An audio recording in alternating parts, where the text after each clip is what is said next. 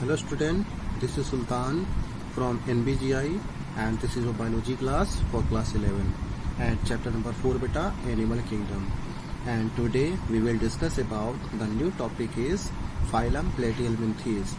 As you know that beta, the means of Platyhelminthes is platy and helminth.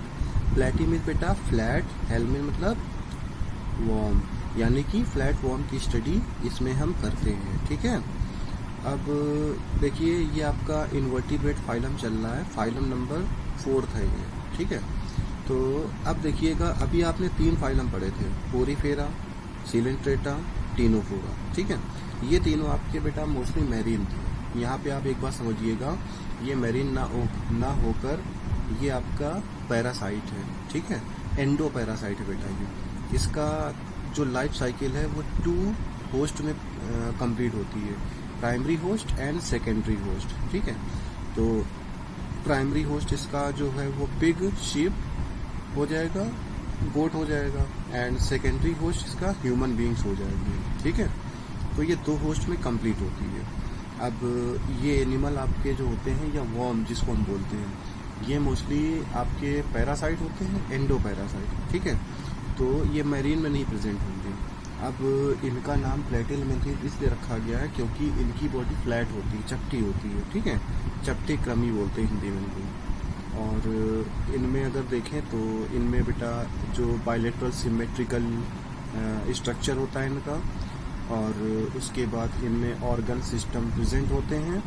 जैसे most example लेकर तो excretion के लिए इसमें फ्लेम सेल प्रेजेंस होती हैं, जहाँ से बेटा एक्सक्रीशन करेगा ये। ठीक है, और साथ में इनमें सकर्स होते हैं, हुक होते हैं, जो पैरासाइट में जहाँ से अपने आप को अटैच कर बॉडी न्यूट्रिशन को ले लेता है ये। ठीक है, ऑस्मो रेगुलेशन होगा, ऑस्मो रेगुलेशन से क्या करेगा ये अपने बॉडी का जो वाटर कंटेंसी थी उसको पूरा प्रॉपरली कंप्लीट कर देगा। ठीक, और फर्टिलाइजेशन इसमें इंटरनल होगा, डेवलपमेंट इंटरनल होगा, लार्वल स्टेज कंप्लीट होती है। ठीक है, और इनका जो लार्वा होता है बेटा प्लेनेरिया लार्वा होता है। ठीक, और एग्जाम्पल अगर देखें तो एक टीनिया सोलियम, जैसे कि आपको डायग्राम में दिख रहा है। ठीक है, इसको टेप वॉर्म भी कहते हैं। और दूसरा एग्जाम्पल है बेटा फैसियोला हिपैटिका, इसको लीवर फ्लूक भी कहते हैं। ठीक है, अब टेप वॉर्म की बात करें तो ये बेटा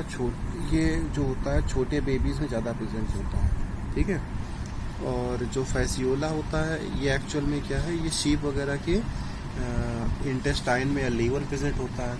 इसीलिए कहा था अगर मान लो कोई भी पर्सन शीप का, गोट का या मान लो पिग का रॉ यानी कि ठीक से पका हुआ मीट नहीं खाएगा तो उसके अंदर ये लार्वा प्रेजेंट आ जाते हैं। ठीक है, उससे उसको इन्फेक्शन हो जाता है, तो उससे डिजीज़ हो जाती है कई तरह की। ठीक, तो ये आपका प्लेटिहेल्मिंथेस कंप्लीट हो चुका है। अब नेक्स्ट फाइलम पे आते हैं बेटा। नेक्स्ट फाइलम है बेटा आपका एस्केलमिंथेस। एक्चुअली में एस्केलमिंथेस को हम लोग निमेटोडा भी कहते हैं। ठीक है, तो इसका मीन्स होता है बेटा राउंड वॉर्म, जो राउंड घूमे हुए होते हैं ना उसको कहते हैं राउंड वॉर्म। अब ये भी आपके फ्री लिविंग है। ठीक है, और एक्वाटिक हो सकते हैं, पैरासाइट भी हो सकते हैं। ठीक है, प्लांट एनिमल दोनों पर पैरासाइट हो सकते हैं, ये किसी बॉडी पर भी रह सकते हैं, एक्वाटिक भी हो सकते हैं। ठीक है, फ्री लिविंग होते हैं, और इनमें ऑर्गन सिस्टम वेल डेवलप होता है।